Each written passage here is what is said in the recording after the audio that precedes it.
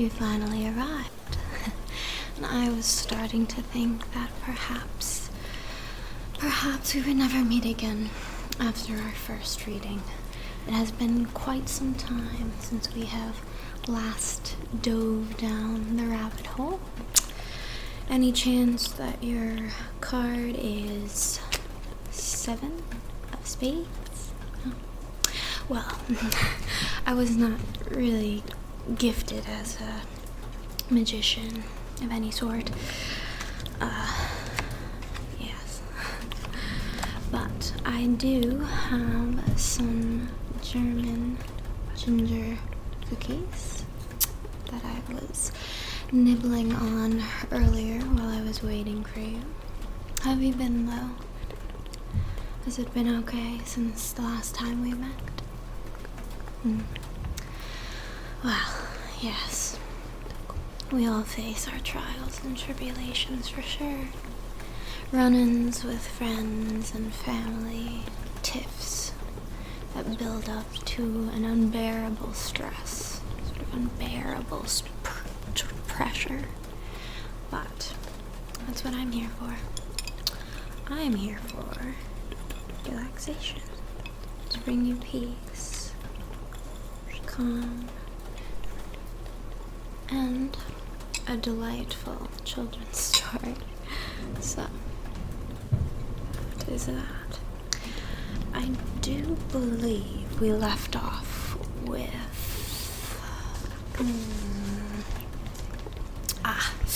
yes. Pig and pepper. Shall I begin? Good. So, pig and pepper. For a minute or two, she stood looking at the house and wondering what to do next, when suddenly a footman in livery came running out of the wood. She considered him to be a footman because he was in livery. Otherwise, judging by his face only, she would have called him a fish, and rapped loudly at the door with his knuckles. It was opened by another footman, in livery, with a round face and large eyes like a frog, and both footmen, Alice noticed, had powdered hair that curled all over their heads. She felt very curious to know what it was all about, and crept a little way out of the wood to listen. The fish footman began by producing from under his arm a great letter, nearly as large as himself, and this he handed over to the other, saying in a solemn tone, "For the Duchess, an invitation from the Queen to play croquet." The frog footman repeated in the same solemn tone, only changing the order of the words a little. "From the Queen, an invitation for the Duchess to play croquet." Then they both bowed low, and their curls got entangled in each other's. Alice laughed so much at this that she had to run back into the wood for fear of their hearing her. And when she next peeped out, the fish footman was gone, and the other was sitting on the ground near the door, staring stupidly up into the sky. Alice went timidly up to the door and knocked. "There's no sort of use in knocking," said the footman, "and that for 2 reasons. First, because I'm on the same side of the door as you. Secondly, because they're making such a noise inside, no one could possibly hear you." And certainly there was a most extraordinary noise going on within, a constant howling and sneezing, and every now and then a great crash as if a dish or kettle had broken to pieces. "Please then," said Alice, "how am I going to get in?" "There might be some sense in your knocking," the footman went on, without attending to her, "if we had the door between us. For instance, if you were inside, you might knock, and I could let you out, you know." He was looking up into the sky all the time he was speaking, and this Alice thought decidedly uncivil. "But perhaps he can't help it," she said to herself.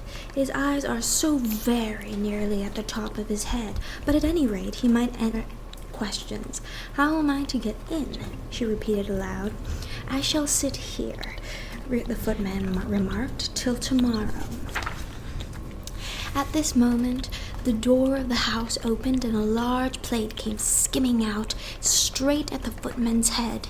It just grazed his nose and broke to pieces against one of the trees behind him. Or next day, maybe, the footman continued in the same tone, exactly as if nothing had happened. "How am I to get in?" asked Alice, again in a louder tone. "Are you to get in at all?" said the footman. "That's the first question, you know." It was no doubt, only Alice did not like that to be so. "It's really dreadful," she muttered to herself, "the way all the creatures argue. It's enough to drive one crazy." The footman seemed to think this a good opportunity of repeating his remark with variations. "I shall sit here," he said, "on and off for days and days." "But what am I to do?" "Anything you like," said the footman, and began whistling. "Oh, there's no use talking to him," said Alice desperately. "He's perfectly idiotic." And she opened the door and went in. The door led right into a large kitchen which was full of smoke from one end to the other. The Duchess was sitting on a three-legged stool in the middle, nursing a baby. The cook was leaning over the fire, stirring a large cauldron which seemed to be full of soup.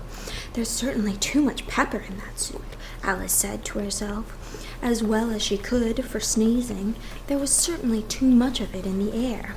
Even the Duchess sneezed occasionally, and as for the baby, it was sneezing and howling alternately without a moment's pause. The only creatures in the kitchen that did not sneeze were the cook and a large cat which was sitting on the hearth and grinning from ear to ear. "Please, would you tell me," said Alice a little timidly, for she was not quite sure whether it was good manners for her to speak first, "why your cat grins like that?" "It's a Cheshire cat," said the Duchess, "and that's why." "Pig!" She said the last word with such sudden violence that Alice quite jumped, but she saw in another moment that it was addressed to the baby and not to her, so she took courage and went on again. "I didn't know that Cheshire cats always grinned. In fact, I didn't know that cats could grin." "They all can," said the Duchess, "and most of them do." "I don't know any of that. I don't know any that do," Alice said very politely, feeling quite pleased to have got into a conversation. "You don't know much," said the Duchess, "and that's a fact." Alice did not at all like that tone of this remark, and thought it would be as well to introduce some other subject of conversation. While she was trying to fix on one, the cook took the cauldron of soup off the fire and at once set to work, throwing everything within her reach at the Duchess and the baby. The fire irons came first, then followed a shower of saucepans, plates, and dishes. The Duchess took no notice of them even when they hit her, and the baby was howling so much already that it was quite impossible to say whether the blows hurt or not. "Oh, please, mind what you're doing," cried Alice, jumping up and down in an agony of terror. "Oh, there goes his precious nose," as an unusually large saucepan flew close by it and very nearly carried it off. "If everybody minded their own business," said the Duchess in a hoarse growl, "the world would go round a deal faster than it does."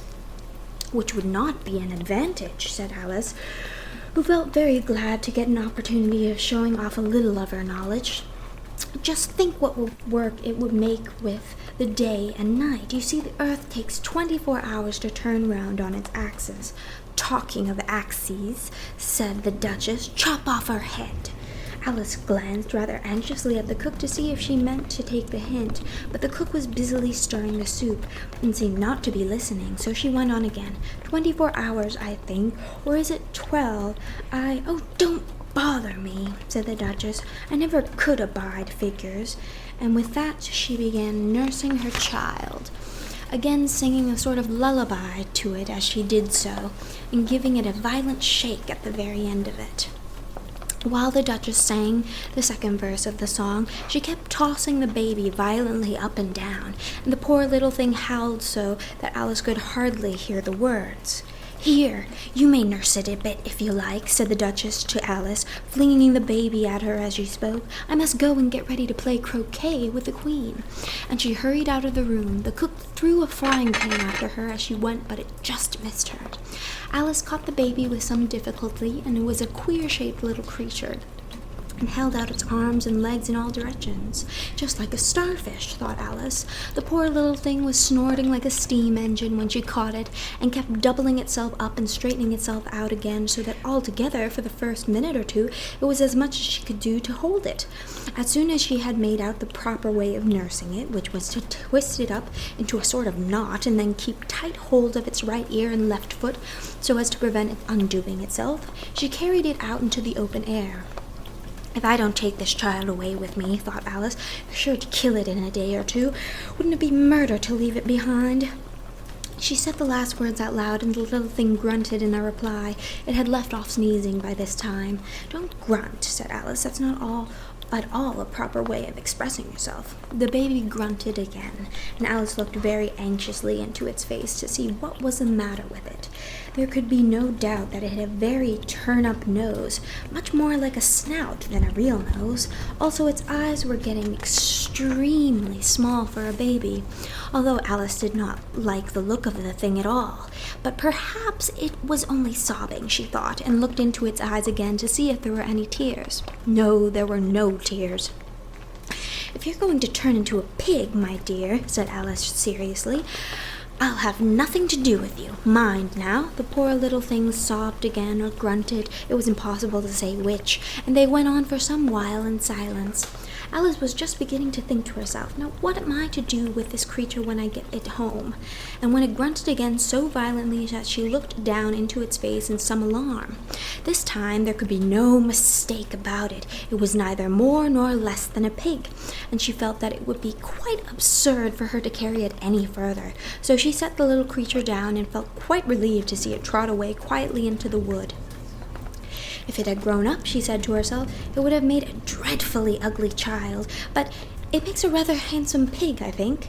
And she began thinking over the other children she knew who might do very well as pigs, and was just saying to herself if one only knew the right way to change them, when she was a little startled by the Cheshire sitting on a bough of a tree a few yards off.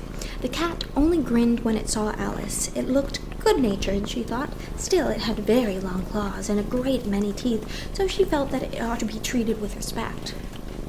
Cheshire Puss, she began rather timidly, as she did not at all know whether it would like the name. However, it only grinned a little wider. Come, it's pleased so far, thought Alice, and she went on. Would you tell me, please, which way I ought to walk from here? That depends a good deal on where you want to go, said the cat. I don't care much where, said Alice. Then it doesn't matter which way you walk, said the cat, so long as I get somewhere, Alice added as an explanation. Oh, you're sure to do that, said the cat, if you only walk long enough. Alice felt that this could not be denied, so she tried another question. What sort of people live about here? In that direction, the cat said, waving its right paw, lives a hatter, and in that direction, waving the other paw, lives a March hare. Visit either you like, they're both mad. But I don't want to go among mad people, Alice remarked. Oh, you can't help that, said the cat. We're all mad here. I'm mad, you're mad. How do you know I'm mad, said Alice. You must be, said the cat, or you wouldn't have come here. Alice didn't think that proved it at all. However, she went on, and how do you know that you're mad? To begin with, said the cat, a dog's not mad, you grant that? I suppose so, said Alice. Well, then, the cat went on, you see a dog growls when it's angry and wags its tail when it's pleased.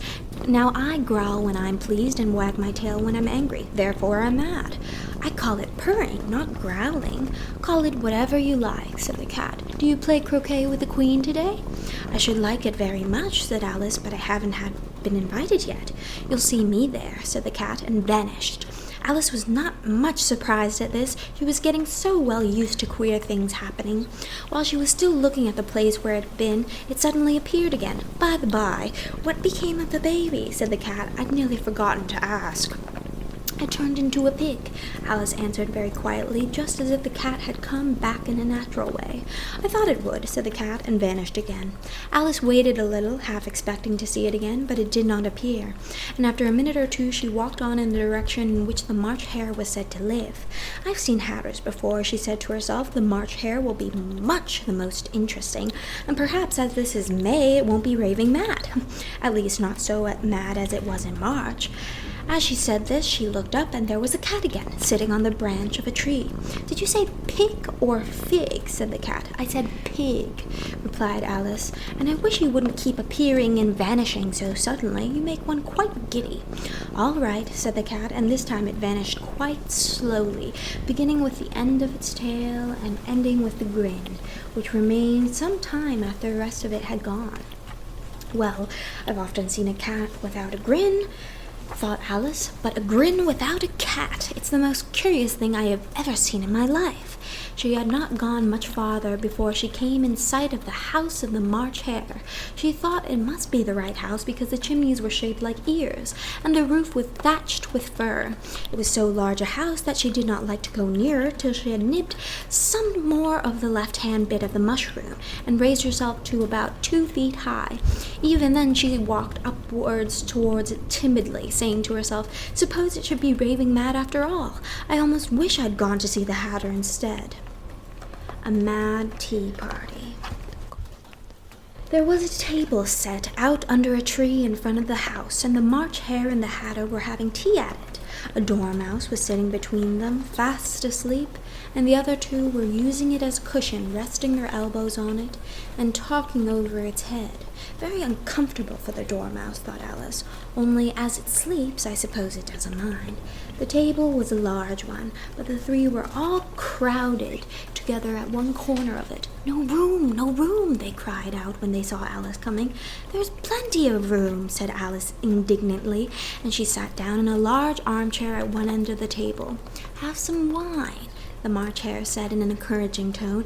Alice looked all around the table, but there was nothing on it but tea. "I don't see any wine," she remarked. "There isn't any," said the March Hare. "Then it wasn't very civil of you to offer it," said Alice angrily. "It wasn't very civil of you to sit down without being invited," said the March Hare. "I didn't know it was your table," said Alice. "It's laid for a great many more than 3. "Your hair wants cutting," said the Hatter. He had been looking at Alice for some time with great curiosity, and this was his first speech. "You should learn not to make personal remarks," Alice said, with some severity. "It's very rude." The Hatter opened his eyes very wide on hearing this, but all he said was, "Why is a raven like a writing desk? Come, we shall have some fun now," thought Alice. "I'm glad they've begun asking riddles. I believe I can guess that," she added aloud. "Do you mean that you think you can find out the answer to it?" said the March Hare. "Exactly so." "Then you should say what you mean," said the March Hare went on. "I do," Alice hastily replied. At least I mean what I say. That's the same thing, you know." "Not the same in a thing a bit," said the Hatter. "Why, you might as well say that I see what I eat is the same as I eat what I see." "You might just as well say," added the March, "that I like what I get is the same as I get what I like." "You might as well say," added the Dormouse, who seemed to be talking in his sleep, "that I breathe when I sleep is the same as I sleep when I breathe." "It is the same with you," said the Hatter, and here the conversation dropped, and the party sat silent for a minute while Alice thought over all she could remember about ravens and writing desks, which wasn't much. The Hatter was the first to break the silence. "What day of the month is it?" he said, turning to Alice. He had taken his watch out of his pocket and was looking at it uneasily, shaking it every now and then and holding it to his ear. Alice considered a little and said, "The 4th, 2 days wrong," sighed the Hatter. "I told you butter wouldn't suit the works," he added, looking angrily at the March Hare. "It was the best butter," the March Hare meekly replied. "Yes, but some crumbs must have got in as well," the Hatter grumbled. "You shouldn't have put it in with a bread knife." The March Hare took the watch and looked at it gloomily. Then he dipped it into his cup of tea and looked at it again, but he could think of nothing better to say than his first remark. It was the best butter, you know. Alice had been looking over his shoulder with some curiosity. "Funny watch," she remarked. "It tells the day of the month and doesn't tell what o'clock it is." "Why should it?" muttered the Hatter. "Does your watch tell what year it is?" "Of course not," Alice replied very readily, "but that's because it stayed the same year for such a long time together."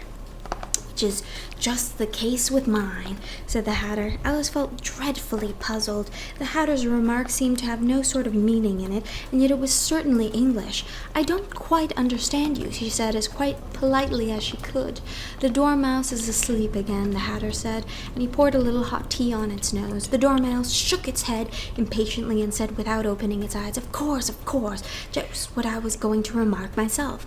Have you guessed the riddle yet? The Hatter, turning to Alice. No, I give it up, Alice replied. What's the answer? I haven't the slightest idea.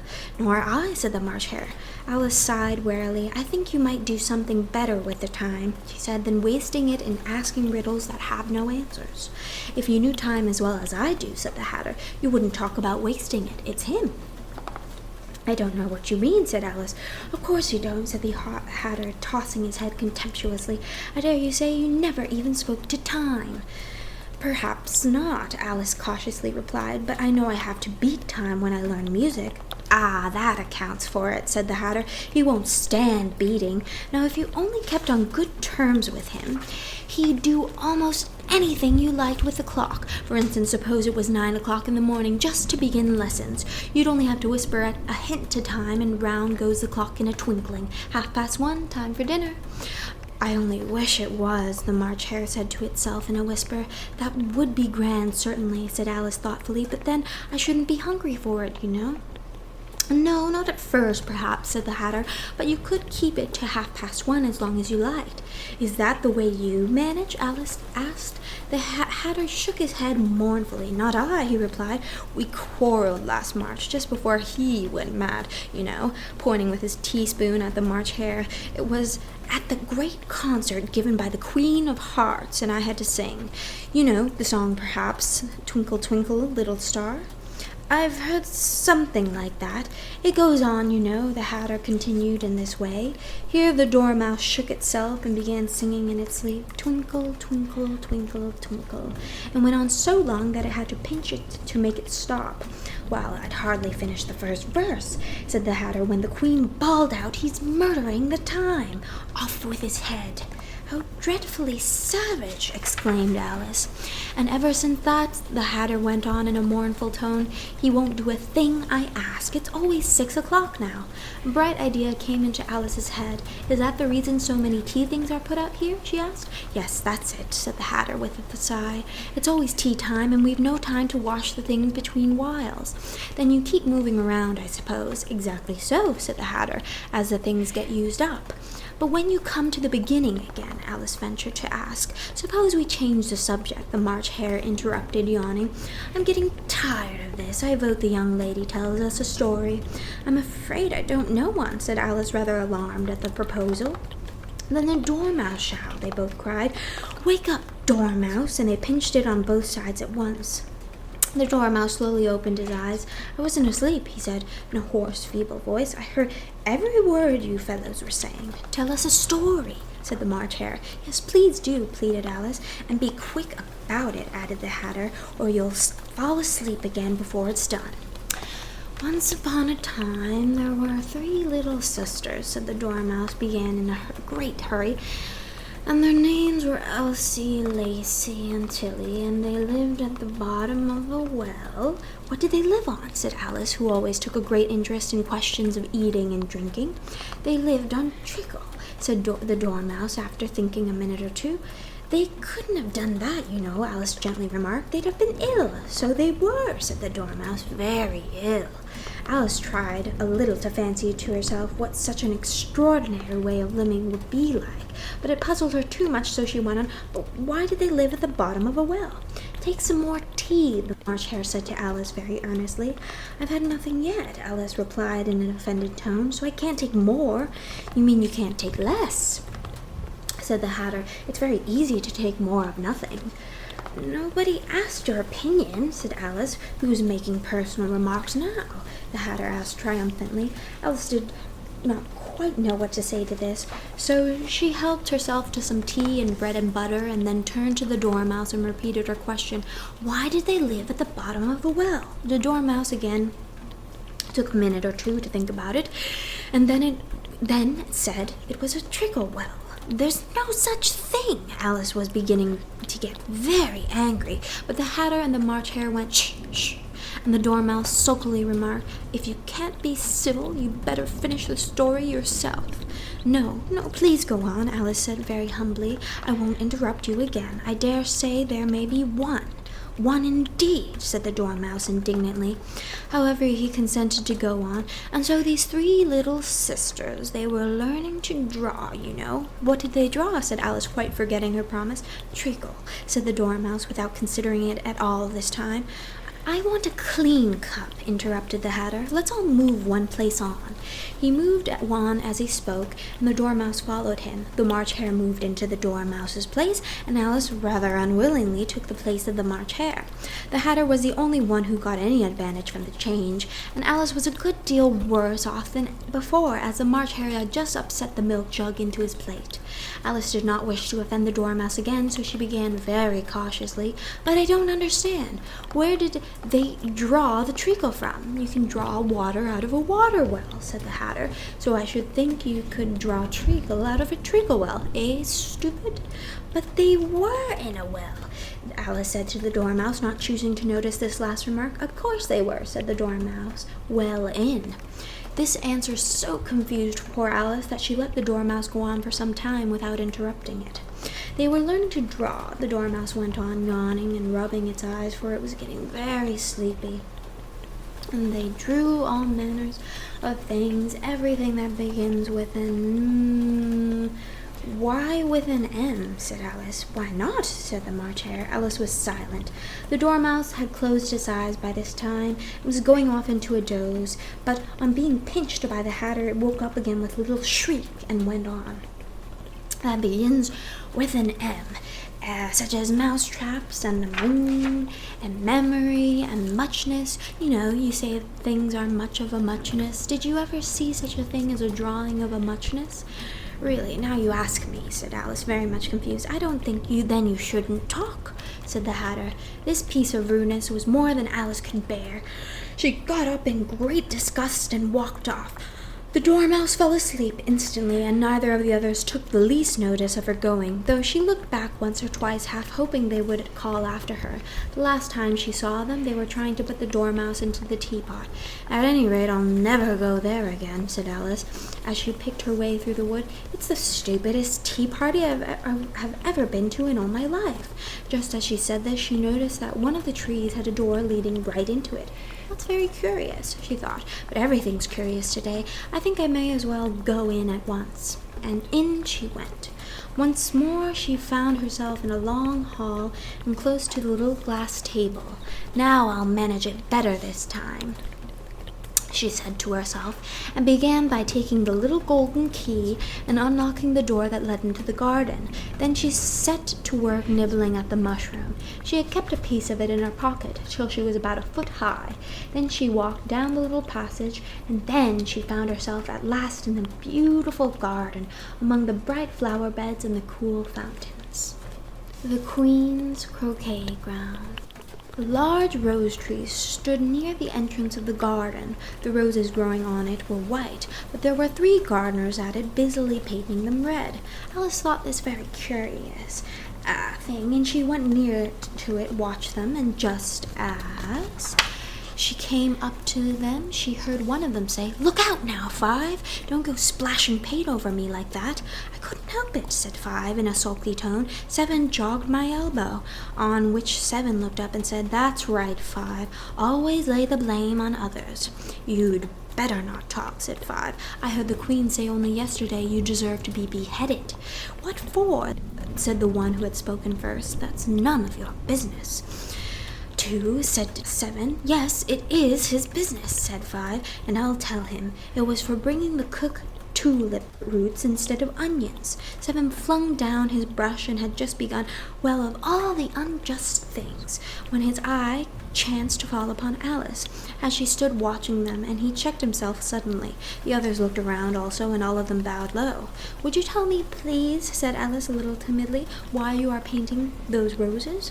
5 and 7 said nothing, but looked at 2. 2 began in a low voice, "Why, the fact is, you see, miss, this here ought to have been a red rose tree, We put a white one on and by mistake, and if the queen was to find out, we should all have our heads cut off. So you see, miss, we're doing our best. After she comes to, at this moment, 5, who had been anxiously looking around the garden, called out, "The queen, the queen!" And the 3 gardeners instantly threw themselves flat upon their faces. There was a sound of many footsteps, and Alice looked around, eager to see the queen. First came 10 soldiers carrying clubs. These were all shaped like the 3 gardeners, oblong and flat, with their hands and feet at the corners. Next, the 10 courtiers. They were ornamented all over with diamonds, and walked 2 and 2 as the soldiers did. After these came the royal children. There were 10 of them, and the little dears came jumping merrily along, hand in hand in couples. They were all ornamented with hearts. Next came the guests, mostly kings and queens, and among them Alice recognized the White Rabbit. It was talking in a hurried, nervous manner, smiling at everything that was said, and went by without noticing her. Then followed the Knave of Hearts, carrying the king's crown on a crimson velvet cushion. And last of all this grand procession came the King and Queen of Hearts. Alice was rather doubtful whether she ought not to lie down on her face like the 3 gardeners, but she could not remember ever having heard of such a rule at processions. And besides, what would be the use of a procession, she thought, if people had all to lie down on their faces so that they couldn't see? So she stood where she was and waited. When the procession came opposite to Alice, they all stopped and looked at her, and the queen said severely, "Who is this?" She said it to the Knave of Hearts, who only bowed and smiled in reply. "Idiot," said the queen, tossing her head impatiently, and turning to Alice, she went on, "What's your name, child?" "My name is Alice, so please your majesty," said Alice very politely, but she added to herself, "Why, they're only a pack of cards after all. I needn't be afraid of them." "And who are these?" said the queen, pointing to the 3 gardeners who were lying round the rose tree, for you see, as they were lying on their faces, and the pattern on their backs was the same as the rest of the set, she could not tell whether they were gardeners, or soldiers, or courtiers, or 3 or 4 own children. "How should I know?" said Alice, surprised at her own courage. "It's no business of mine." The queen turned crimson with fury, and after glaring at her for a moment like a wild beast, began screaming, "Off with her head! Off! Nonsense!" said Alice very loudly and decidedly, and the queen went silent. The king laid his hand upon her arm and timidly said, "Consider, my dear, she is only a child." The queen turned angrily away from him and said to the knave, "Turn them over." The knave did so very carefully with 1 foot. "Get up," said the queen in a shrill, loud voice, and then the 3 gardeners instantly jumped up and began bowing to the king, the queen, and the royal children, and everybody else. "Leave off that," screamed the queen. "You make me giddy." And then, turning to the rose tree, she went on, "What have you been doing here?" "May it please your majesty," said 2 in a very humble tone, going down on one knee as he spoke, "we were trying—" "I see," said the queen, who had meanwhile been examining the roses. "Off with their heads." And the procession moved on, 3 of the soldiers remaining behind to execute the unfortunate gardeners who ran to Alice for protection. "You shan't be beheaded," said Alice, and she put them into a large flower pot that stood near her. The 3 soldiers wandered about for a minute, looking for them, and then quietly marched off after the others. "Are their heads off?" shouted the queen. "Their heads are gone, if it please your majesty," so the soldiers shouted in reply. "That's right," shouted the queen. "Can you play croquet?" The soldiers were silent and looked at Alice, as the question was evidently meant for her. "Yes," shouted Alice. "Come on, then," roared the queen, and Alice joined the procession, wondering very much what would happen next.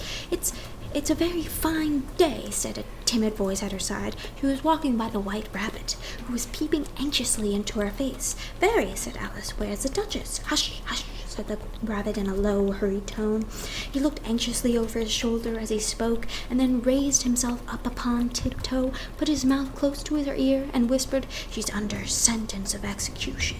"What for?" said Alice. "Did you say, 'What a pity'?" the rabbit asked. "No, I didn't," said Alice. "I don't think it's at all a pity. I said, 'What for?' She boxed a queen's ears," the rabbit began. Alice gave a little stream of laughter. "Oh, hush," said the rabbit, whispering in a frightened tone. "The queen will hear you, you see. She came rather late, and the queen said—" "Get to your places," shouted the queen in a voice of thunder. and people began running about in all directions, tumbling up against each other. However, they got settled down in a minute or two, and the game began. Alice thought she had never seen such a curious croquet ground in her life. It was all ridges and furrows, and croquet balls were live hedgehogs, and the mallets live flamingos, and the soldiers had to double themselves up and stand on their hands and feet to make the arches. The chief difficulty Alice found at first was in managing her flamingo. She succeeded in getting its body tucked away comfortably enough under her arm, with its legs hanging down, but generally, just as she had got its neck nicely straightened out, it was going to give the hedgehog a blow with its head. It would twist itself round and look up into Alice's face with such a puzzled expression that she couldn't help burst out laughing. And when she had got its head out and was going to begin again, it was very provoking to find that the hedgehog had unrolled itself and was in the act of crawling away. Besides all this, there was generally a ridge or a furrow in the way wherever she went to send the hedgehog to, and as the doubled-up soldiers were always getting up and walking off to other places of the ground, Alice soon came to the conclusion that it was a very difficult game indeed. The players all played at once without waiting for turns, quarreling all the while and fighting for hedgehogs, and in a very short time the queen was in a furious passion and went stamping about and shouting, "Off with his head!" or "Off with her head!" about once in a minute. Alice began to feel very uneasy. To be sure, she had not as yet had any dispute with the queen, but she knew that it might happen any minute. And then, thought she, what would become of me? They're dreadfully fond of beheading people here. The great wonder is that there's anyone left alive. She was looking about for some way to escape, and wondering whether she could get away without being seen, when she noticed a curious appearance in the air. It puzzled her very much at first, but after watching it a minute or so, she made it out to be a grin, and she said to herself, "It's the Cheshire Cat. Now I shall have somebody to talk to." "How are you getting on?" said the cat, as soon as there was mouth enough for it to speak. Alice waited till the eyes appeared, and then nodded. "It's no use speaking to it," she thought, "till its ears have come, or at least one of them." In another minute the whole head appeared, and then Alice put down her flamingo and began an account of the game, feeling very glad she had someone to listen to her. The cat seemed to think that there was enough of it now in sight, and no more of it appeared. "I don't think they're playing very fairly," Alice began in rather a complaining tone. "And they all quarrel so dreadfully, one can't hear oneself speak, and they don't seem to have any rules in particular. At least, if there are, nobody attends to them, and you've no idea how confusing it is, all the things being alive. For instance, there's the arch I've got to go through, next walking about at the other end of the ground, and I should have croqueted the queen's hedgehog just now, only it ran away when it saw mine coming." "How do you like the queen?" said the cat in a low voice. "Not at all," said Alice. "She's so extremely—" Just then she noticed the queen was close behind her, listening, so she went on, "likely to win, that it's hardly worth while finishing the game." The queen smiled and passed on. "Who are you talking to?" said the king, coming up to Alice and looking at the cat's head with a great curiosity. "It's a friend of mine, a Cheshire Cat," said Alice. "Allow me to introduce it." "I don't like the look of it at all," said the king. "However, it may kiss my hand if it likes." "I'd rather not," said the cat. "Don't be impertinent," said the king, "and don't look at me like that." He got behind Alice as he spoke. "A cat may look at a king," said Alice. "I've read that in some book, but I don't remember where."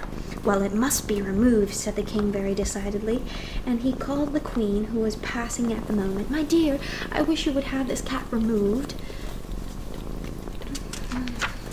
The queen had only one way of settling all difficulties, great or small. "Off with his head," she said, without even looking round. "I'll fetch the executioner myself," said the king eagerly, and he hurried off. Alice thought she might as well go back and see how the game was going on. As she heard the queen's voice in the distance screaming with passion, she had all heard her sentence 3 of the players to be executed for having missed their turns, and she did not like the look of things at all, as the game was in such confusion that she never knew whether it was her turn or not. So she went off in her search of her hedgehog. The hedgehog was engaged in a fight with another hedgehog, which seemed to Alice an excellent opportunity for croqueting one of them with the other. The only difficulty was that her flamingo was gone across to the other side of the garden, where Alice could see it trying in a helpless sort of way to fly up into a tree. By the time she had caught the flamingo and brought it back, the fight was over, and both the hedgehogs were out of sight. But it doesn't matter much, thought Alice, as all the arches are gone from this side of the ground. So she tucked it away under her arm that it might not escape again, and went back to have a little more conversation with her friend. When she got back to the Cheshire Cat, she was surprised to find quite a large crowd collected around it. There was a dispute going on between the executioner, the king, and the queen, who were all talking at once, while all the rest were quite silent and looked very uncomfortable. The moment Alice appeared, she was appealed to by all three to settle the question, and they repeated their arguments to her, though as they all spoke at once, she found it very hard to make out exactly what they said. The executioner's argument was that you couldn't cut off a head unless there was a body to cut it off from, that he had never had to do such a thing before, and he wasn't going to begin at his life. The king's argument was that anything that had a head could be beheaded, and that you weren't to talk nonsense. The queen's argument was that if something wasn't done about in at least no time, she'd have everybody executed all around. It was this last remark that made the whole party look so grave and anxious. Alice could think of nothing else to say, but it belongs to the Duchess. You'd better ask her about it. She's in prison, the queen said to the executioner. Fetch her here. And the executioner went off like an arrow. The cat's head began fading away the moment he was gone, and by the time he had come back with the Duchess, it had entirely disappeared. So the king and the executioner ran wildly up and down looking for it, while the rest of the party went back to the game. The Mock Turtle's story. You can't think how glad I am to see you again, you dear old thing, said the Duchess as she tucked her arm affectionately into Alice's, and they walked off together. Alice was very glad to find her in such a pleasant temper, and thought to herself that perhaps it was only the pepper that made her so savage when they met in the kitchen. When I'm Duchess, she said to herself, not in a very hopeful tone though, I won't have any pepper in my kitchen at all. Soup does very well without it. Maybe it's always pepper that makes people hot-tempered. She went on very much pleased at having found out a new kind of rule, and vinegar that makes them sour, and chamomile that makes them bitter, and barley sugar and such things that make children sweet-tempered. I only wish people knew that, then they wouldn't be so stingy about it, you know. She had quite forgotten the Duchess by this time, and was a little startled when she heard her voice close to her ear. You're thinking about something, my dear, and that makes you forget to talk. I can't tell you just now what the moral of that is, but I shall remember it in a bit. Perhaps it hasn't one, Alice ventured to remark. Tut, tut, child, said the Duchess. Everything's got a moral, if only you can find it, and she squeezed herself up closer to Alice's side as she spoke. Alice did not much like her keeping so close to her, first because the Duchess was very ugly, and secondly because she was exactly the right height to rest her chin on Alice's shoulder, and it was an uncomfortably sharp chin. However, she did not like to be rude, so she bore it as well as she could. The game's going on rather better now, she said, by way of keeping up the conversation a little. 'Tis so, said the Duchess, and the moral of that is, oh, 'tis love, that makes the world go round. Somebody said, Alice whispered, that it's done by everybody minding their own business. Ah, well, it means much the same thing, said the Duchess, digging her sharp little chin into Alice's shoulder as she added, and the moral of that is, take care of the scents, and the sounds will take care of themselves. How fond she is of finding morals in things, Alice thought to herself. I dare say you're wondering why I don't put my arm around your waist, said the Duchess after a pause. The reason is that I'm doubtful about the temper of your flamingo. Shall I try the experiment? He might bite, Alice cautiously replied, not feeling at all anxious to have the experiment tried. Very true, said the Duchess. Flamingos and mustard both bite, and the moral of that is, birds of a feather flock together. Only mustard isn't a bird, Alice remarked. Right as usual, said the Duchess. What a clear way you have of putting things. It's a mineral, I think, said Alice. Of course it is, said the Duchess, who seemed ready to agree to everything that Alice said. There's a large mustard mine near here, and the moral of that is, the more there is of mine, the less there is of yours. Oh, I know, exclaimed Alice, who had not attended to this last remark. It's a vegetable. It doesn't look like one, but it is. I quite agree with you, said the Duchess, and the moral of that is, be what you would seem to be. Or, if you'd like it put more simply, never imagine yourself not to be otherwise than what it might appear to others that what you were or might have been was not otherwise than what you had been would have appeared to them to be otherwise. I think I should understand that better, Alice said very politely, if I had it written down, but I can't quite follow it as you say it.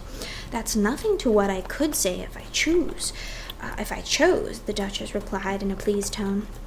Pray don't trouble yourself to say it any longer than that, said Alice. Oh, don't talk about trouble, said the Duchess. I make you a present of everything I've said as yet. A cheap sort of present, thought Alice. I'm glad they don't give birthday presents like that. But she did not venture to say it out loud. Thinking again? The Duchess asked with another dig of her sharp little chin. I've a right to think, said Alice sharply, for she was beginning to feel a little worried. Just about as much right, said the Duchess, as pigs have to fly, and But here, to Alice's great surprise, the Duchess's voice died away, even in the middle of her favorite word, moral, and the arm that was linked into hers began to tremble. Alice looked up, and there stood the Queen in front of them, with her arms folded, frowning like a thunderstorm. A fine day, Your Majesty, the Duchess began in a low, weak voice. Now I give you fair warning, shouted the Queen, stamping on the ground as she spoke.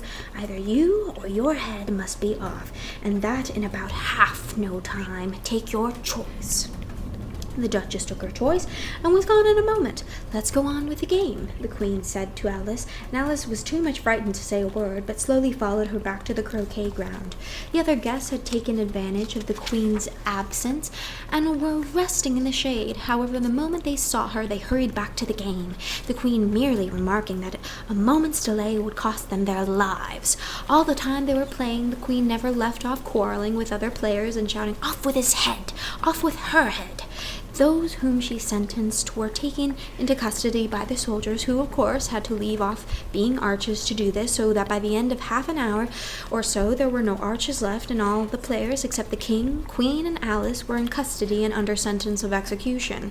Then the Queen left off, quite out of breath, and said to Alice, "Have you seen the mock turtle yet?" "No," said Alice, "I don't even know what a mock turtle is." "It's the thing mock turtle soup is made from," said the Queen. "I never saw one or heard of one," said Alice. "Come on, then," said the Queen, "and he shall tell you his story." As they walked off together, Alice heard the King say in a low voice to the company generally, "You are all pardoned. Come, that's a good thing," she said to herself, for she had felt quite unhappy at the number of executions the Queen had ordered. They very soon came upon a griffin, lying fast asleep in the sun. "Up, lazy thing," said the Queen, "and take this young lady to see the mock turtle to hear his story. I must go back and see after some executions I have ordered." And she walked off, leaving Alice alone with the griffin. Alice did not quite like the look of the creature, but on the whole she thought it would be quite as safe to stay with it as to go after the savage Queen. The griffin sat up and rubbed its eyes. Then it watched the Queen till she was out of sight. Then it chuckled. "What fun," said the griffin, half to itself, half to Alice. "What is the fun?" said Alice. "Why, she," said the griffin. "It's all her fancy, that. They never executes nobody, you know. Come on." "Everybody says 'come on' here," thought Alice, as she went slowly after it. "I never was so ordered about before in all my life. Never." They had not gone far before they saw the mock turtle in the distance, sitting sad and lonely on a little ledge of rock, and as they came nearer, Alice could hear him sighing as if his heart would break. She pitied him deeply. "What is his sorrow?" she asked the griffin, and the griffin answered very nearly in the same words as before. "It's all his fancy, that. He hasn't got no sorrow, you know. Come on."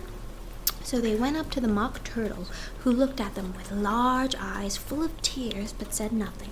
"This here young lady," said the griffin, "she wants for to know your history, she do. "I'll tell it her," said the Mock Turtle in a deep, hollow voice. "Sit down, both of you, and don't speak a word till I've finished." So they sat down, and nobody spoke for some minutes. Alice thought to herself, "I don't see how he can ever finish if he doesn't begin," but she waited patiently. "Once," said the Mock Turtle at last, with a deep sigh, "I was a real turtle." These words were followed by a very long silence, broken only by the occasional exclamation of from the Griffin and the constant heavy sobbing of the Mock Turtle.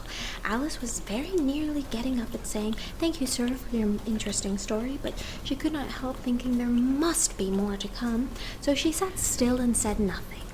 "When we were little," the Mock Turtle went on at last, more calmly, though still sobbing a little now and then, "we went to school in the sea. The master was an old turtle. We used to call him Tortoise." "Why did you call him Tortoise if he wasn't one?" Alice asked.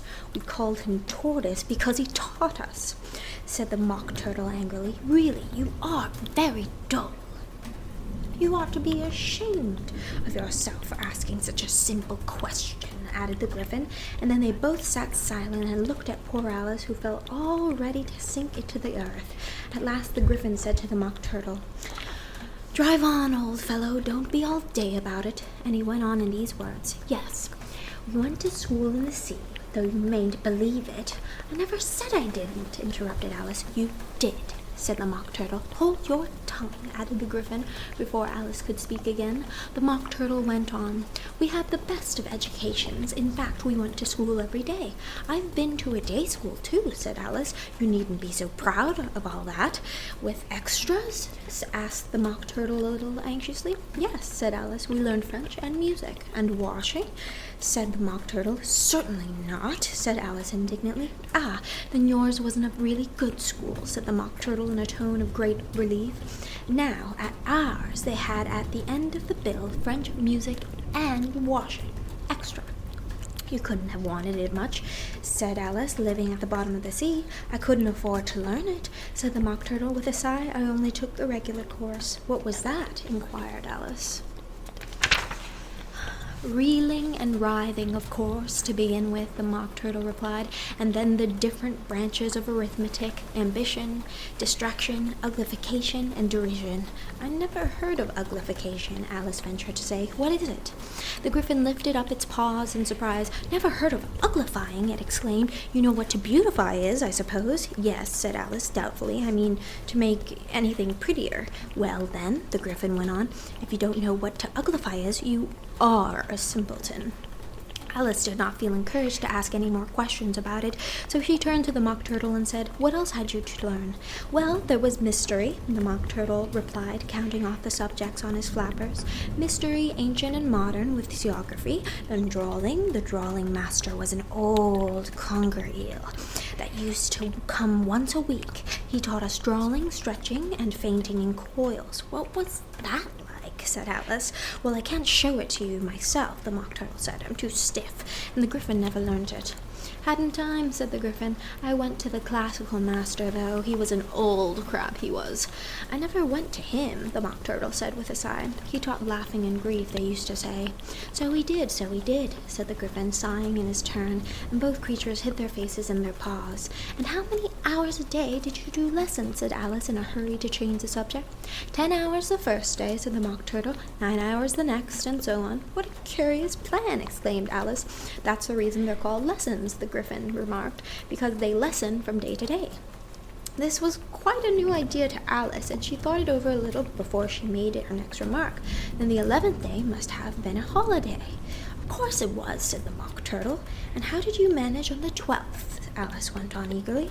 "That's enough about lessons," the Griffin interrupted in a very decided tone. "Tell her something about the games now."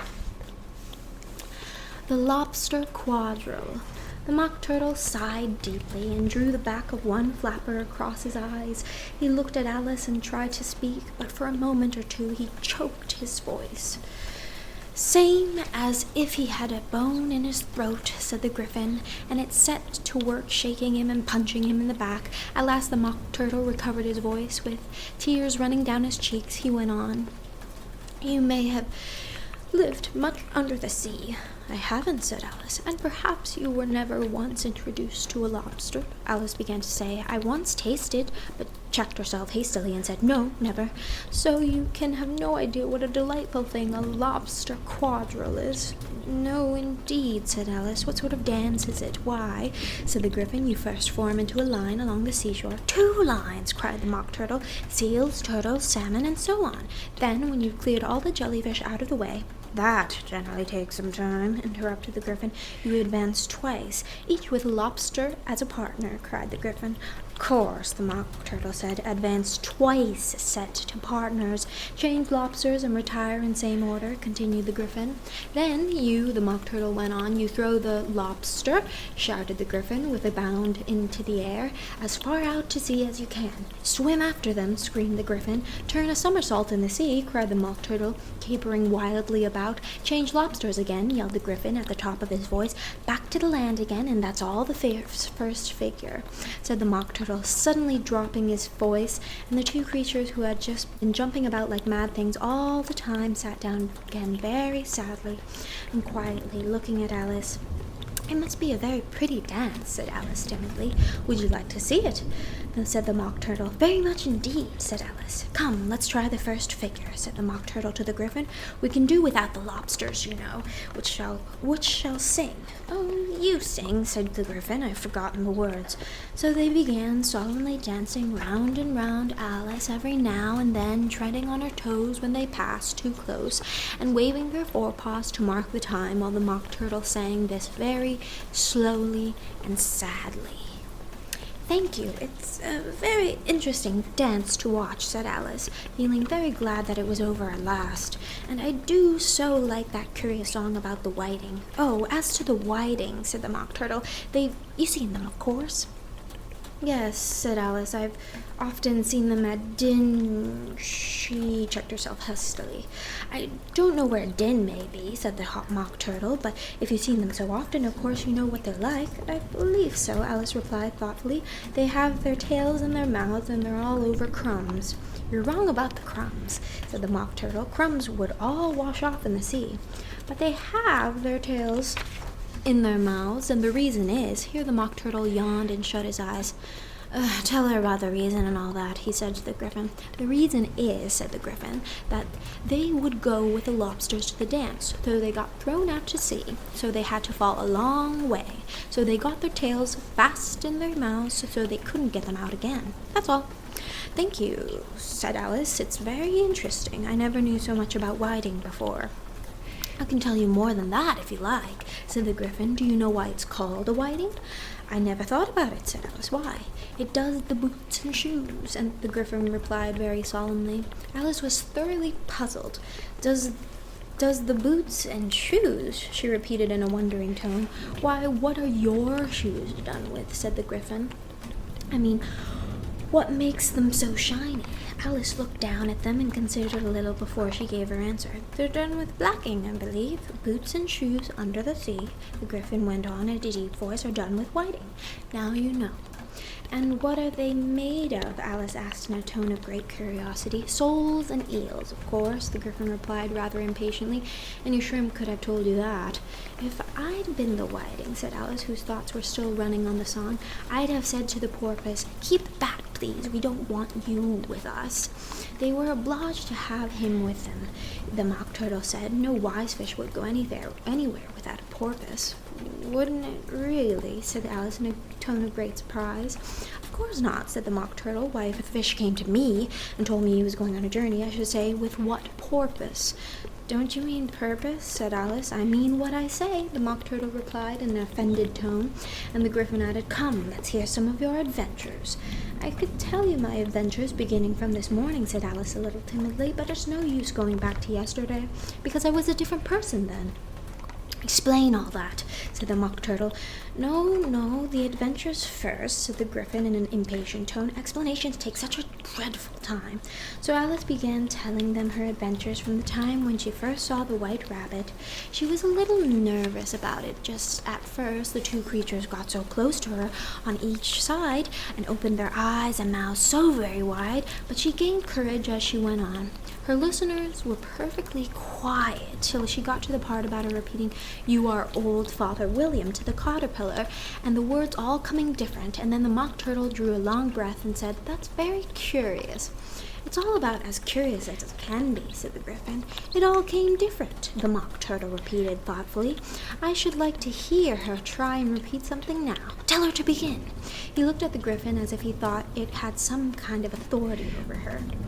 "Stand up and repeat, "'Tis the voice of the sluggard,'" said the Gryphon. "How the creatures order one about and make one repeat lessons," thought Alice. "I might just as well be at school at once." However, she got up and began to repeat it, but her head was so full of the lobster quadrille that she hardly knew what she was saying, and the words came very queer indeed. "That's different from what I used to say when I was a child," said the Gryphon. "Well, I never heard it before," said the Mock Turtle, "but it sounds uncommon nonsense." Alice said nothing.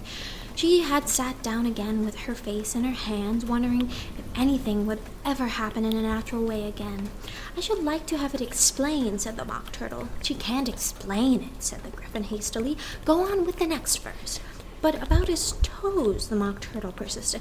"How could he turn them out with his nose, you know?" "It's the first position in dancing," Alice said, but she was dreadfully puzzled by the whole thing, and longed to change the subject. "Go on with the next verse," the Gryphon repeated impatiently. "It begins, 'I passed by his garden.'" Alice did not dare to disobey, though she felt sure it would all come out wrong, and she went on in a trembling voice. "What is the use of repeating all that stuff," the Mock Turtle interrupted, "if you don't explain it as you go on? It's by far the most confusing thing I've ever heard." "Yes, I think you'd better leave off," said the Gryphon, and Alice was only too glad to do so. "Shall we try another figure of the lobster quadrille?" the Gryphon went on, "or would you like the Mock Turtle to sing you a song?" "Oh, a song, please, if the Mock Turtle would be so kind," Alice replied, so eagerly that the Gryphon said in a rather offended tone, "No accounting for tastes. Sing her turtle soup, will you, old fellow?" The Mock Turtle sighed deeply and began, in a voice sometimes choked with sobs, to sing. "Chorus again!" cried the Gryphon, and the Mock Turtle had just begun to repeat it when a cry of "The trial's beginning!" was heard in the distance. "Come on!" cried the Gryphon, and taking Alice by the hand, it hurried off without waiting for the end of the song. "What trial is it?" Alice panted as she ran, but the Gryphon only answered, "Come on!" and ran the faster, while more and more faintly came, carried on the breeze that followed them, the melancholy words, "Soup of the evening, beautiful, beautiful soup. Who stole the tarts?" The King and Queen of Hearts were seated on their throne when they arrived, with a great crowd assembled about them, all sorts of little birds and beasts, as well as the whole pack of cards. The knave was standing before them in chains, with a soldier on each side to guard him, and near the king was the White Rabbit, with a trumpet in one hand and a scroll of parchment in the other. In the very middle of the court was a table with a large dish of tarts upon it. They looked so good that it made Alice quite hungry to look at them. "I wish they'd get the trial done," she thought, "and hand round those refreshments." But there seemed to be no chance of that, so she began looking at everything about her to pass away the time. Alice had never been in a court of justice before, but she had read about them in books, and she was quite pleased to find that she knew the name of nearly everything there. "That's the wig," she said to herself, "because of his great wig." The judge, by the way, was the king, and as he wore his crown over his wig, he did not look at all uncomfortable, and it was certainly not becoming. And that's the jury box, thought Alice, and those 12 creatures, she was obliged to call them creatures, you see, because some of them were animals and some of them were birds. "I suppose they are the jurors," she said this last word 2 or 3 times over to herself, being rather proud of it. For she thought rightly, too, that very few little girls of her age knew the meaning of it all. However, jurymen would have done just as well. The 12 jurors were all writing very busily on slates. "What are they doing?" Alice whispered to the Gryphon. "They can't have anything to put down yet before the trial's begun." "They're putting down their names," the Gryphon whispered in reply, for fear they should forget them before the end of the trial. "Stupid things," Alice began in a loud, indignant voice, but she stopped herself hastily, for the White Rabbit cried out, "Silence in court!" and the king put on his spectacles and looked anxiously around to make out who was talking. Alice could see, as well as if she were looking over their shoulders, that all the jurors were writing down stupid things on their slates, and she could even make out that one of them didn't know how to spell stupid, and then had to ask his neighbor to tell him. Nice muddle those slates will be after the court trial's over. One of the jurors had a pencil that squeaked. This, of course, Alice could not stand, and she went round the court and got behind him, and very soon found an opportunity of taking it away. She did it so quickly that the poor little juror, who was Billy, the lizard, could not make out at all what was to become of it. So after hunting all about for it, he was obliged to write with one finger for the rest of the day, and this was of very little use, as it left no mark on the slate. "Harold, read the accusation," said the king. On this the White Rabbit blew 3 blasts of the trumpet, and then unrolled the parchment scroll and read as follows. "The Queen of Hearts, she made some tarts, all on a summer's day. The Knave of Hearts, he stole those tarts, and took them quite away." "Consider your verdict," the king said to the jury. "Not yet, not yet," the rabbit hastily interrupted. "There's a great deal to come before that. Call the first witness," said the king, and the White Rabbit blew 3 blasts on the trumpet and called out, "First witness." The first witness was the Hatter. He came in with a teacup in one hand and a piece of bread and butter in the other. "I beg pardon, your majesty," he began, "for bringing these in, but I hadn't quite finished my tea when I was sent for." "You ought to have finished," said the king. "When did you begin?" The Hatter looked at the March Hare, who had followed him into the court, arm in arm with the Dormouse. 14th of March, I think it was," he said. 15th, said the March Hare. 16th, said the Dormouse. "Write that down," the king said to the jury, and the jury eagerly wrote down all 3 dates on their slates, and then added them up and reduced the answer to shillings and pence. "Take off your hat," the king said to the Hatter. "It isn't mine," said the Hatter. "Stolen!" the king exclaimed, turning to the jury, who instantly made a memorandum of the facts. "I keep them to sell," the Hatter added as an explanation. "I've none of my own. I'm a Hatter." Here the queen put on her spectacles and began staring hard at the Hatter, who turned pale and fidgeted. "Give your evidence," said the king, "and don't be nervous, or I'll have you executed on the spot." This did not seem to encourage the witness at all. He kept shifting from one foot to the other, looking uneasily at the queen, and in his confusion he bit a large piece out of his teacup instead of the bread and butter. Just at this moment Alice felt a very curious sensation which puzzled her a good deal until she made out what it was. She was beginning to grow larger again, and she thought at first she could get up and leave the court, but on second thought she decided to remain where she was as long as there was room for her.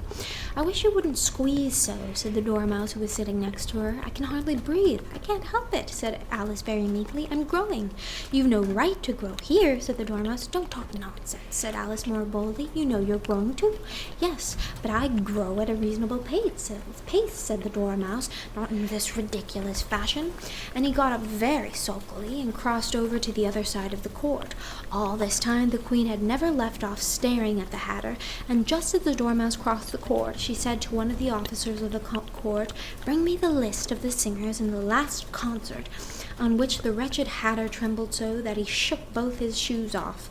"Give your evidence," the king repeated angrily, "or I'll have you executed, whether you're nervous or not." "I'm a poor man, your majesty," the Hatter began in a trembling voice, and I'd only just begun my tea, not above a week or so. And what with the bread and butter getting so thin, and the twinkling of the tea—" "The twinkling of what?" said the king. "It began with the tea," the Hatter replied. "Of course, twinklings begin with tea," said the king sharply. "You take me for a dunce. Go on." "I'm a poor man," said the Hatter. The Hatter went on, and most things twinkled after that, only the March Hare said, "I didn't." The March Hare interrupted in a great hurry. "You did," said the Hatter. "I deny it," said the March Hare. "He denies it," said the king. "Leave out that part."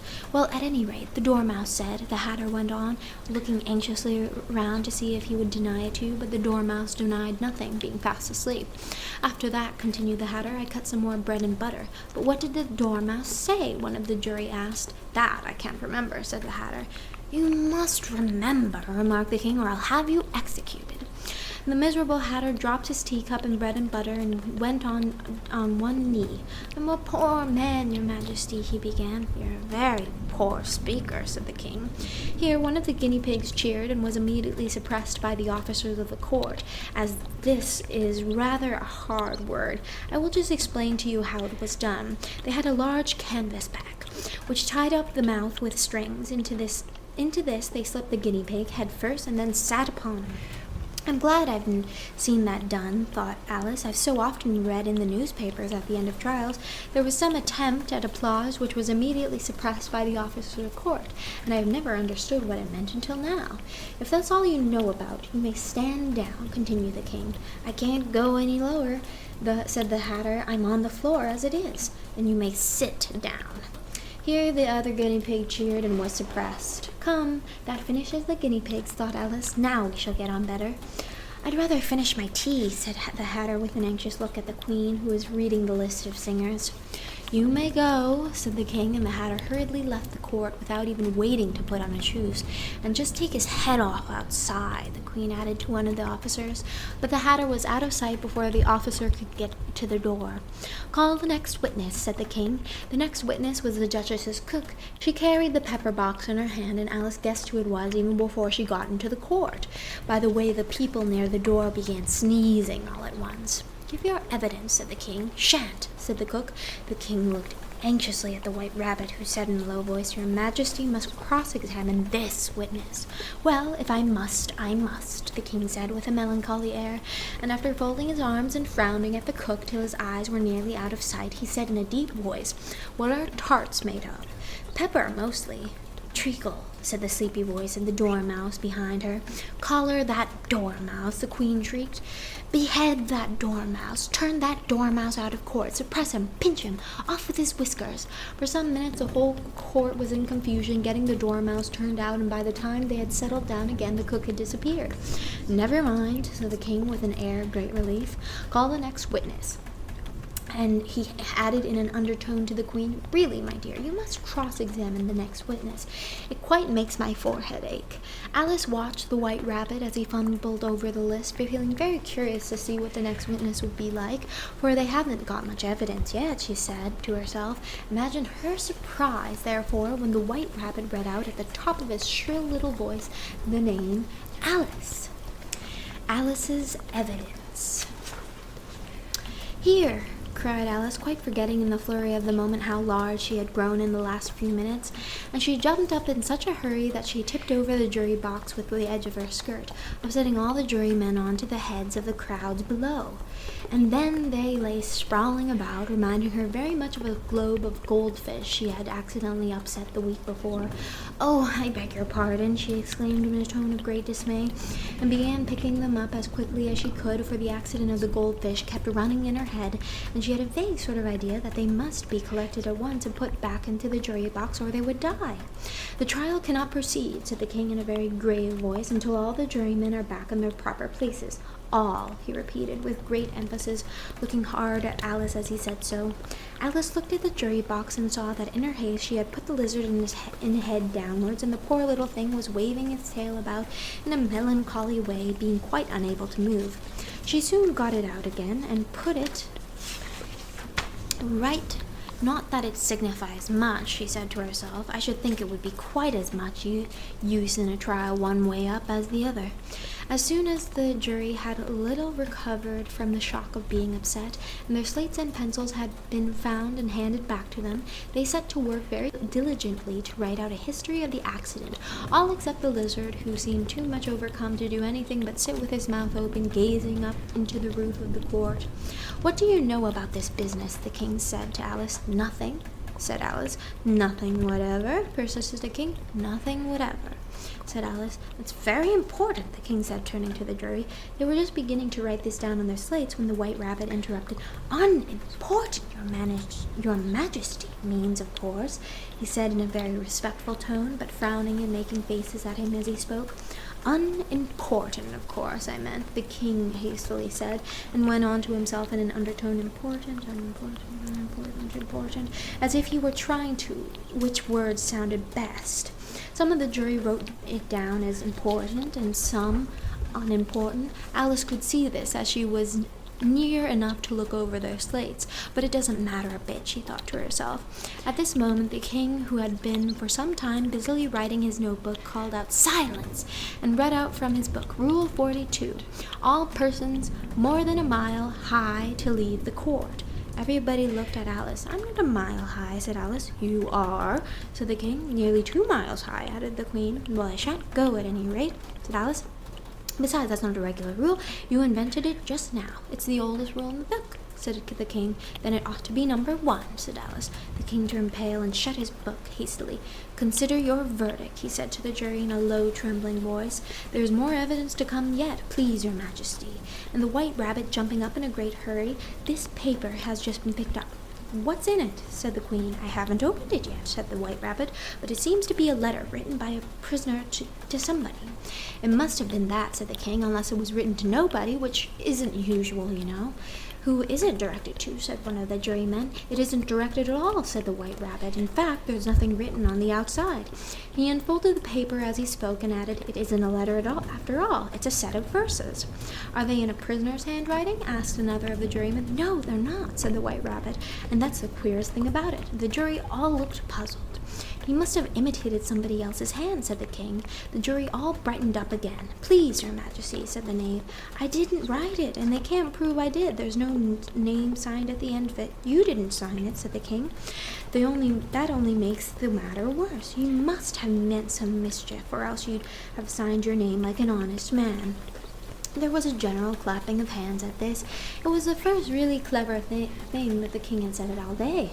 "That proves his guilt, of course." "It proves nothing of the sort," said Alice. "Why, you don't even know what they're about." "Read them," said the king. The white rabbit put on his spectacles. "Where shall I begin, please your majesty?" he asked. "Begin at the beginning," said the king gravely, "and go on till you come to the end. Then stop. They told me you had been to her, and mentioned me to him. She gave me a good character, but said I could not swim. He sent them word I had not gone. We know it to be true. If she should push the matter on, what would become of you? I gave her 1, they gave him 2, you gave us 3 or more. They all returned from him to you, though they were mine before. If I or she should chance to be involved in this affair, he trusts to you to set them free exactly as we were. My notion was that you had been, before she had this fit, an obstacle that came between him and ourselves and it. Don't let him know she liked them best, for this must ever be a secret kept from all the rest between yourself and me." "That's the most important piece of evidence we've heard yet," said the king, rubbing his hands. "So, now, let the jury, if any one of them can explain it," said Alice. She had grown so large in the last few minutes that she wasn't a bit afraid of interrupting him. "I'll give him 6 pence. I don't believe there's an atom of meaning in it." The jury all wrote down on their slates, "She doesn't believe there's an atom of meaning," but none of them attempted to explain the paper. "If there's no meaning in it," said the king, "that saves a world of trouble, you know, as we needn't try to find any. And yet, I don't know," he went on, spreading out the verses on his knees and looking at them with one eye. "I seem to see some meaning in them after all. Said I could not swim. You can't swim, can you?" he added, turning to the knave. The knave shook his head sadly. "Do I look like it?" he said, which he certainly did not, being made entirely of cardboard. "All right so far," said the king, and he went on muttering over the verses to himself. "We know it to be true. That's the jury, of course. If she should push the matter on, that must be the queen. What will become of you? What, indeed?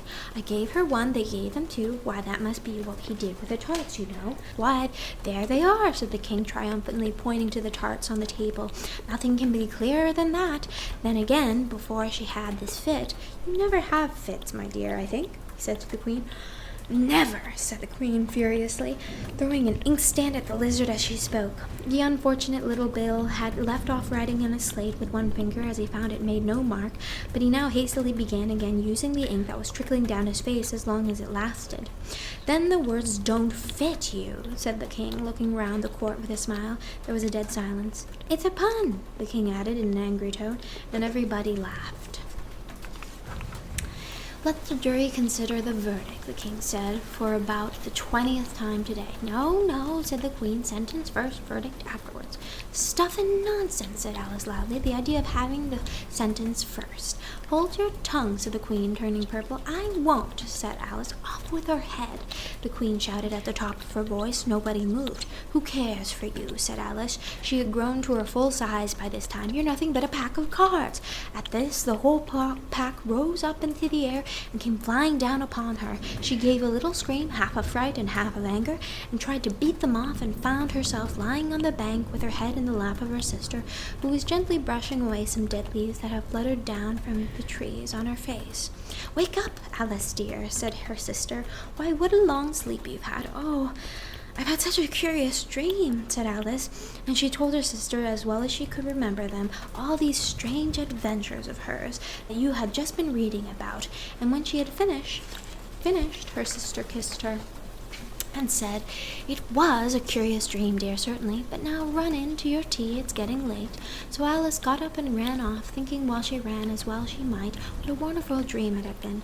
But her sister sat still just as she left her, leaning her head on her hand, watching setting sun, and thinking of little Alice and all her wonderful adventures, till she too began dreaming after a fashion, and this was her dream. First she dreamed of little Alice herself. Once again the tiny hands were clasped upon her knee, and the bright eager eyes were looking up into hers. She could hear the very tones of her voice, and could see the queer little toss of her head to keep back the standing hair that would always get into her eyes. And still as she listened, or seemed to listen, the whole place around her became alive with the strange creatures of her little sister's dream. The long grass rustled at her feet as a white rabbit hurried by. The frightened mouse splashed his way through the neighboring pool. She could hear the rattle of the teacups as the March Hare and his friends shared their never-ending meal, and the shrill voice of the queen ordering off her unfortunate guests to execution. Once more the pig baby was sneezing on the Duchess's knee, while plates and dishes crashed around it. Once more the shriek of the griffin, and the squeaking of the lizard's slate pencil, and the choking of the suppressed guinea pigs filled the air, mixed up with the distant sob of the miserable mock turtle. So she sat on with closed eyes, and half believed herself in Wonderland, though she knew she had but to open them again, and all would change to dull reality. The grass be only rustling in the wind, the pool rippling to the waving of the reeds, the rattling teacups would change to the tinkling sheep bells, and the queen's shrill cries to the voice of the shepherd boy, and the sneeze of the baby, the shriek of the griffin, and all the other queer noises would change, she knew, to the confused clamor of the busy farmyard, while the lowing of the cattle in the distance would take the place of the mock turtle's heavy sobs. Lastly, she pictured to herself how this same little sister of hers would, in the after-time, be herself a grown woman, and how she would keep, through all her riper years, the simple and loving heart of her childhood, and how she would gather about her other little children, and make their eyes bright and eager with many a strange tale, perhaps even with the dream of Wonderland of long ago, and how she would feel all their simple sorrows, and find a pleasure in all their simple joys, remembering her own child life and the happy summer days.